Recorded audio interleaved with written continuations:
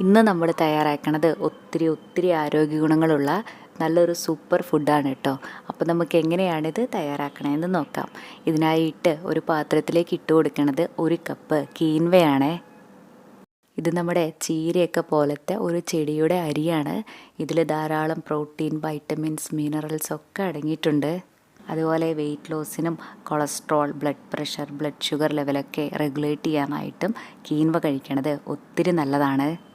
ഇതുമാത്രമല്ല കേട്ടോ, വേറെയും ഒത്തിരി ആരോഗ്യഗുണങ്ങളുണ്ട് ഈ ഒരു ധാന്യത്തിന്. കീൻവയെ പറ്റിയൊക്കെ മിക്കവർക്കും തന്നെ അറിയാനുണ്ടാവും. അറിയാത്തവരുണ്ടെങ്കിൽ ഈ ഒരു സൂപ്പർ ഫുഡ് നമ്മുടെ ഡയറ്റിൽ ഉൾപ്പെടുത്താനായിട്ട് ശ്രമിക്കണേ. ഇനിതാ ഇതിലേക്ക് ഇട്ട് കൊടുക്കുന്നത് 1/2 കപ്പ് ഉഴുന്നും 1/2 ടീസ്പൂൺ ഉലുവയുമാണേ. ഇനി ഇതെല്ലാം കൂടെ നല്ലപോലെ ഒന്ന് കഴുകിയെടുത്ത ശേഷം 5 മണിക്കൂർ നേരം വെള്ളത്തിലൊന്ന് കുതിരാനായിട്ട് മാറ്റി വയ്ക്കാം. 5 മണിക്കൂറൊക്കെ ആകുമ്പോഴേക്കും തന്നെ നമുക്കിത് നന്നായി തന്നെ കുതിർന്ന് കിട്ടിയിട്ടുണ്ടാവും. ഇനി ഇതിലെ എക്സ്ട്രാ വെള്ളമൊക്കെ ഒന്ന് കളഞ്ഞിട്ട് അരച്ചെടുക്കാനായിട്ട് മിക്സിയുടെ ജാറിലേക്ക് ഇട്ട് കൊടുക്കാം. കൂടെ തന്നെ 1/2 കപ്പ് അവല്, 1/2 കപ്പ് തന്നെ വെള്ളവും കൂടെ ചേർത്തിട്ട് 5 മിനിറ്റ് നേരം വെള്ളത്തിൽ കുതിർത്ത് വെച്ചതും കൂടെ ഇട്ട് കൊടുക്കാവേ. അവല് തന്നെ ചേർക്കണമെന്ന് നിർബന്ധമില്ല. ഇതിന് പകരം 2-3 ടേബിൾ സ്പൂൺ ചോറ് ചേർത്തിയാലും കുഴപ്പമില്ല. ഇനി ഇതിലേക്ക് കുറേശ്ശെ വെള്ളമൊഴിച്ച് കൊടുത്തിട്ട് നല്ലപോലെ ഇതൊന്ന് അരച്ചെടുക്കാം.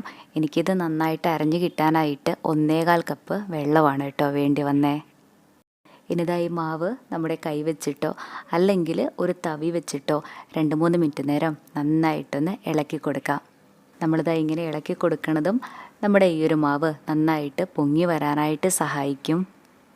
ഇനി ഇത് മൂടി വെച്ച് 6 മുതൽ 8 മണിക്കൂർ വരെ ഒന്ന് മാറ്റി വയ്ക്കാം.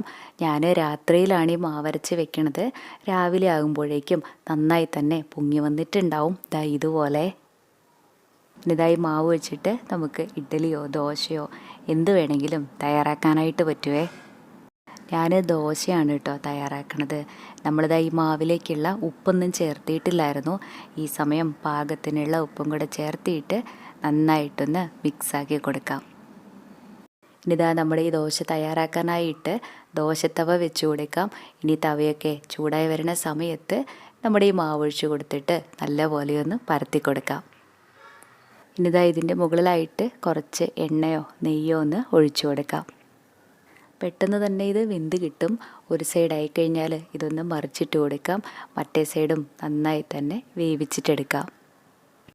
ദാ ഇത്രേ ഉള്ളൂ കീൻവ ദോശ. നമ്മളൊക്കെ കൂടുതലായിട്ടും അരിയൊക്കെ വെച്ചിട്ടല്ലേ ദോശ തയ്യാറാക്കുക. ഇനി അതിന് പകരമായിട്ട് ഇതുപോലത്തെ ഹെൽത്തി ആയിട്ടുള്ള ധാന്യങ്ങൾ വെച്ചും ദോശ തയ്യാറാക്കി നോക്കണേ. ഇതാകുമ്പോൾ ഒന്നുകൂടെ നമ്മുടെ ആരോഗ്യത്തിന് നല്ലതായിരിക്കുമല്ലോ.